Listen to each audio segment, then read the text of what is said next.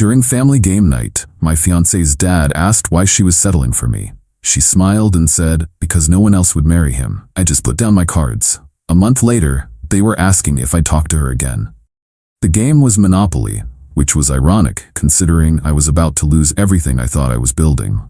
We were at my fiancée Jenna's parents' house for their weekly family game night. It was a mandatory event, a cornerstone of their perfect family image. I was sitting between Jenna and her father, Robert, a man who wore his disappointment in me like a well-tailored suit. Jenna's best friend, Madison, was there too, practically a family member. She and Jenna were giggling about something on their phones, while Robert was counting his fake money with the seriousness of a Wall Street banker. He landed on my property, Boardwalk, with a hotel on it. I told him he owed me $2,000. He sighed dramatically, peeling off the colorful bills. Then he looked across the board at his daughter, my fiancée. Jenna, I just don't get it, he said, loud enough for the whole room to hear. Look at this guy. He's a decent earner, I'll give him that. But he has no style, no pedigree. Why are you settling for him? The air in the room went still. It wasn't the first time he'd made a comment like this, but it was by far the most direct. I felt a familiar tightening in my gut, the one I'd learned to ignore. I looked at Jenna, expecting her to defend me, to shut her father down. Instead, a slow, coy smile spread across her face. She reached over and patted my hand, looking right at her dad. Because no one else would marry him, she said, her voice dripping with faux sweetness. Someone has to take care of him. Madison burst out laughing, a shrill, ugly sound. Jenna's mother gave a little titter of amusement. And Robert just smirked, a satisfied, I told you so look on his face. They all saw it as a joke. A funny little jab at the quiet, unassuming guy they had all grown to tolerate. I didn't say a word. I looked down at the cards in my hand, at the little plastic hotel on Boardwalk. I felt no anger, no sadness. It was the kind of clarity you get when a complex equation finally solves itself. For 3 years I had been running a cost-benefit analysis on this relationship, and her words were the final, definitive data point. The investment had soured. The risk now far outweighed the potential reward. I calmly placed my cards face down on the board. I think I'm done playing for tonight, I said, my voice even. I stood up, walked into the kitchen, and got a glass of water. Through the doorway I could hear them resuming their game, my absence barely registering. They thought I was pouting. They had no idea I was liquidating my assets. Let me explain. I'm not a simp, I'm a private equity investor. My entire career is built on a single skill: identifying undervalued or mismanaged assets, acquiring a controlling interest, optimizing their operations, and then selling them for a massive profit. I analyze systems, I find weaknesses, and I execute long-term strategies.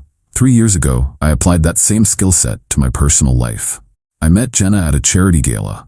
She was beautiful, charming, and came from a family with a legacy business, a regional manufacturing company called Sterling Industries. Her father, Robert, had inherited it from his father, and it was the source of all their wealth and social standing. After a few dates, she invited me to her parents' house for dinner. Robert spent the entire evening talking about his company. But the more he talked, the more I realized he was a terrible businessman.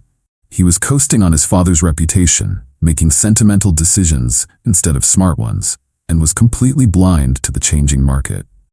I did a deep dive. I spent a week of my own time analyzing Sterling Industries from the outside. The company was an absolute diamond in the rough. It had a solid product line and a loyal customer base, but it was being horribly mismanaged. Outdated technology, inefficient supply chains, a bloated management structure. It was bleeding money, but its core assets were incredibly valuable. With the right leadership, it could be turned around and sold to a national competitor for a fortune. So I formulated a 5-year plan. Step 1, acquire the key asset, which was Jenna. Step 2, integrate into the family structure. Step 3, gain Robert's trust and a seat on the company's board. Step 4, execute a complete operational overhaul. Step 5, facilitate a strategic acquisition by a larger firm, making myself and the family incredibly wealthy and securing my future. Jenna was the entry point.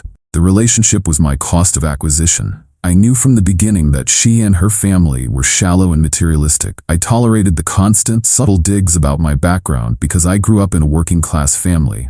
I tolerated Robert's condescending attitude. I tolerated Madison's snarky comments and her role as Jenna's enabling, parasitic sidekick. I paid for the lavish dinners, the surprise designer gifts, the weekend getaways. I played the part of the devoted, slightly out of his league fiancé. It was all a calculated business expense, an investment in a much larger prize. But her comment during that game night changed the entire equation. It was a public declaration that she saw me not as a partner, but as a charity case. It revealed that she had no respect for me, which meant I would never gain the influence needed to execute my plan. The core asset was flawed. The deal was dead. And when a deal goes bad, you don't just walk away. You mitigate your losses and, if necessary, you initiate a hostile takeover of the competition. They saw me as a pawn in their game. They were about to find out I was the one who owned the entire board.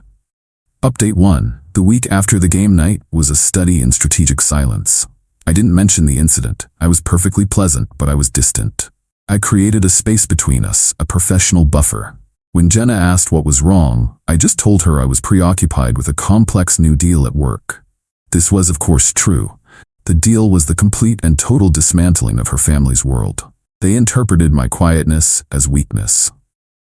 I overheard Jenna on the phone with Madison, saying I was in one of my moods and that she'd have to cheer me up with a shopping trip. They thought I was a simple machine that could be placated with shiny objects. This arrogance was their greatest vulnerability, and I was going to exploit it to its fullest extent. My first move was to secure my own position. Jenna and I lived in a condo that I owned outright. She had moved in 2 years ago. I spent a Saturday while she was out with Madison creating a complete photographic and itemized inventory of every single possession in that condo. I documented what was mine, what was hers, and what was jointly acquired. Then I met with a lawyer, a man who specialized in high-conflict divorces and corporate litigation. He reviewed my documentation and the prenuptial agreement I had insisted on, which Jenna had laughed at but signed. The prenup was ironclad. It protected all my pre-existing assets, including my condo and my investment portfolio. Our engagement was, legally speaking, a very clean break. Next, I turned my attention to Sterling Industries. For the past year, I had been discreetly gathering internal data on the company. Robert, in his infinite arrogance, had often asked me to look over financial reports, seeking my praise for his supposed business genius. I had saved every one of them. I knew their suppliers, their clients, their debt structure, and their operational weak points better than he did.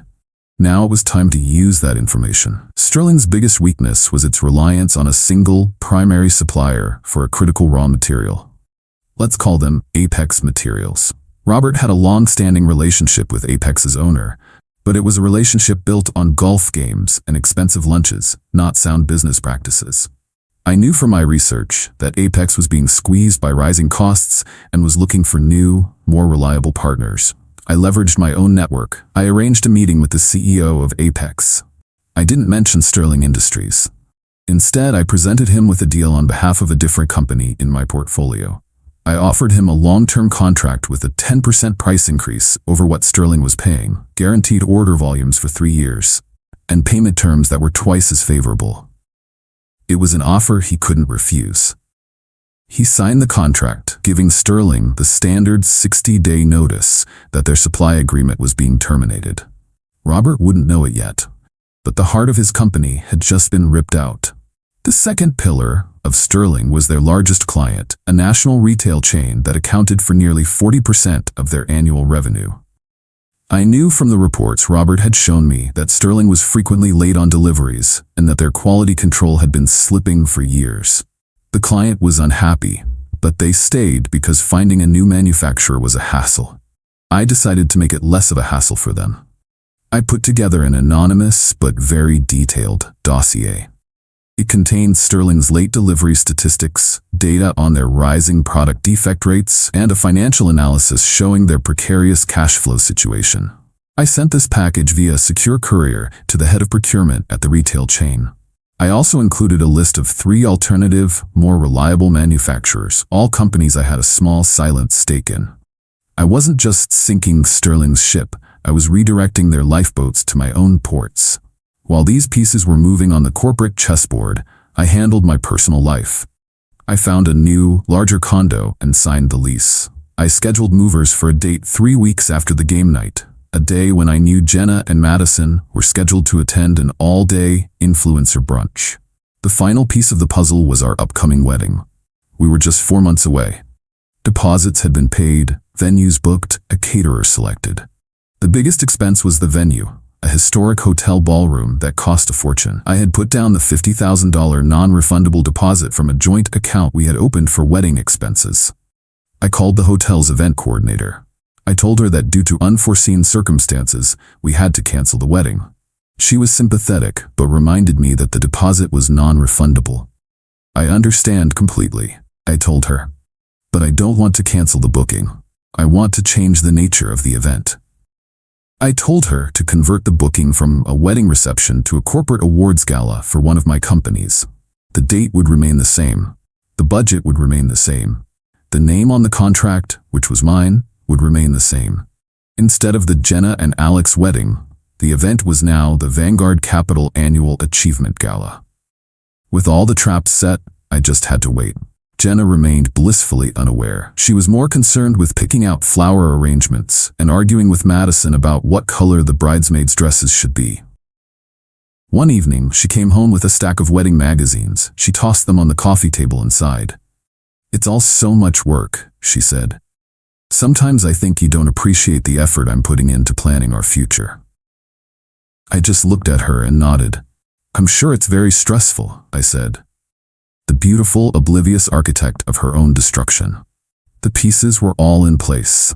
The system was primed for collapse. Update 2.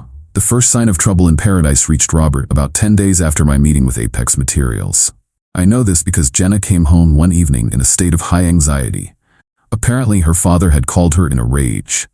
Apex had sent the official termination letter. Robert, according to Jenna, was losing his mind. He couldn't understand why his old friend would betray him. He was blaming the economy, the government, everything but his own incompetence. "Dad is so stressed," Jenna said, pacing back and forth in the living room. "He said this could be a huge problem for the company. You work in finance. Can you believe this? After 30 years of loyalty." I made some sympathetic noises and told her that business was tough. Inside, I felt the cold satisfaction of a plan unfolding perfectly. Losing Apex meant Sterling's production would grind to a halt in 60 days unless they found a new supplier, which would be nearly impossible at a competitive price on such short notice. A week later, the second bomb dropped. Their biggest client sent a letter, placing their massive account under formal review, due to persistent concerns about supply chain reliability and quality control. The letter cited specific data points that I knew came directly from the dossier I had sent. This time, the panic was real. Robert called a family emergency meeting, and he insisted I be there. I think he genuinely believed my big-shot investor brain could magically fix the problems he had created over decades of mismanagement. The atmosphere at their house was funereal. Robert looked 10 years older. Jenna and her mother were hovering around him, wringing their hands. Robert laid out the situation, his voice shaking with a mixture of anger and fear. "It's a coordinated attack," he declared. "Someone is trying to destroy me." He looked at me, his eyes pleading. "Alex, you understand this world. What do I do?" This was the moment I had been waiting for. I put on my professional face, the one I use in boardrooms. "Robert," I said calmly, "from what you've shown me, the company is facing a catastrophic failure of its core operational pillars. You've lost your primary supplier, and you're about to lose your primary client. Your cash flow is already negative. Frankly, the situation is critical." I spent the next hour walking him through his options, all of which were terrible. He could try to find a new supplier, but it would cost a fortune and take months. He could try to appease the client, but he had no leverage. He needed a massive infusion of capital to modernize his equipment and fix his logistics, but no bank would give him a loan in his current state. Then I laid my own trap. "There is one other option," I said, letting the words hang in the air. "You could seek a private investor, someone who could provide the capital and expertise to turn things around. It would mean giving up a controlling interest in the company, but it would be better than bankruptcy." A flicker of hope appeared in Robert's eyes. "Do you know someone?" he asked. "I might," I said. "Let me make some calls." Of course, the investor I had in mind was me. Not directly, but through a shell corporation I controlled. My plan was never just to destroy them, it was to pick up the pieces for pennies on the dollar. While the business drama was unfolding, my personal exit plan was proceeding on schedule. The Saturday of the influencer brunch arrived. Jenna and Madison left early in the morning, dressed in absurdly expensive outfits, chattering about mimosas and networking. The moment they were gone, my movers arrived. The process was clinical. In 4 hours, every single thing I owned was packed and loaded. I left Jenna's possessions untouched, exactly as they were. But the absence of my things created a stark, hollow feeling in the condo. I left my keys, along with a printed copy of our prenup and a cashier's check for half the value of our shared wedding account on the kitchen island. I also left a 1-page letter. Jenna, our engagement is over. As you can see, I have moved out. Per our prenuptial agreement, our individual assets remain separate. The enclosed check represents your half of the wedding fund. All other deposits and bookings were made in my name and are now my sole property. Any further communication should be directed to my lawyer. His information is below. Alex. I took one last look around, then left. I drove to my new condo and began unpacking. That evening, I got a string of furious texts from Jenna. She and Madison had come home to a half-empty apartment. She called me a monster, a coward, a thief. She accused me of abandoning her. Madison sent her own series of unhinged messages, threatening to expose me on social media. I read them, took screenshots for my lawyer, and then blocked them both permanently. The silence was golden. The next day, Robert called me, his voice a low growl. "What is this I hear about you leaving my daughter? You can't do this. We have a wedding to plan, and I need your help with the business." "Robert, the engagement is over," I said, my voice cold and final. "And as for the business, my offer to find an investor still stands, but it will be a purely professional arrangement. The price for saving your company will be a 51% ownership stake transferred to the investment group I represent. That is the only offer on the table. You have 48 hours to decide before the offer is withdrawn." I could hear him choking on his own rage on the other end of the line. He had no choice. It was either give up control or watch his father's legacy crumble into dust. The checkmate was in sight. Final update. It has been 3 months since I put my plan into motion. The aftermath was every bit as devastating for them as I designed it to be. Robert, backed into a corner with no other options, accepted my offer. He signed over 51% of Sterling Industries to a holding company, never knowing he was handing the keys to his kingdom directly to me. The day the deal closed, I walked into the Sterling Industries boardroom, introduced myself as the new majority owner, and fired him. I also fired his entire crony management team. The look on his face, a mixture of pure shock and dawning, horrified comprehension, was worth more than any amount of money. I immediately began implementing the turnaround plan I had designed years ago. We renegotiated a new temporary supply deal with Apex, ironically, at a much higher cost to the company, which I was happy to pay in the short term. I personally flew out to meet with the leadership of their big retail client. I showed them my comprehensive plan to fix the quality control and logistics issues, and I offered them a discount for 6 months as a show of good faith. They agreed to keep their account. The company, under my control, was saved. In a year, I expect it to be twice as profitable. In 2 years, I'll sell it for a 9-figure sum. The fallout in their personal lives was just as complete. Without my financial support, Jenna's world collapsed. She couldn't afford the rent on our old condo and was forced to move back in with her parents. Her father, stripped of his title and his company, had a complete breakdown. The big family house is now on the market to cover their massive debts. Jenna's social life imploded. Madison and her other friends were not interested in hanging out with someone who couldn't afford brunch. Their friendship was transactional, and the transaction was over. Madison tried to run a smear campaign against me online, but my lawyer sent her a cease and desist letter so aggressive that she deleted her entire account in a panic. About a month after I left, I started getting the calls. First from Jenna's mother, pleading with me to be reasonable, to take Robert back, to talk to Jenna. Then from Jenna herself, leaving long, tearful voicemails. She was sorry. She made a terrible mistake. She loved me. It was all just a joke. She didn't mean it. The usual script. They finally convinced a family friend to reach out to me, asking if I would just talk to her again. I agreed to one final meeting. We met at a neutral coffee shop. Jenna and Robert were there. They looked awful, defeated. Robert spoke first. He apologized. He said he was wrong, that he had misjudged me. He begged me to give him some kind of rollback at the company, even just as a consultant. Then Jenna spoke. She cried. She said she was lost without me. She asked if there was any chance we could start over. She said she would do anything. I let them finish. Then I took a sip of my coffee and looked them both in the eye. "You seem to be under a misapprehension," I said.